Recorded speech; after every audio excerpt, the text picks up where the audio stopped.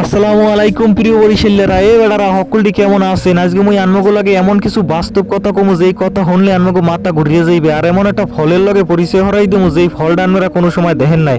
যেই কথা কইলে আনমগো মাথা ঘুরিয়ে যাইবে সেই কথাটা হইছে এখানে যারা একদিনের লগে ঘুরতে আয়, থাকতে আয়, দেখতে আয়, হ্যাঁ গোনা লাগে বাংলা টাহার 10 থেকে 40 লক্ষ টাকা।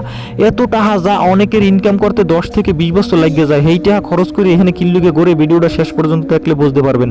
তাই যেই গাছটার কথা কইলাম, এই যে অদ্ভুত গাছটা দেখেন, যে গাছটার ফল আনারসের মতো গাছ অন্যরকম। তো এই অদ্ভুত অদ্ভুত জিনিস দেখার লাগে মানুষেরা এখানে মনে হয় ঘুরতে আয় এত টাকা খরচ করিয়া।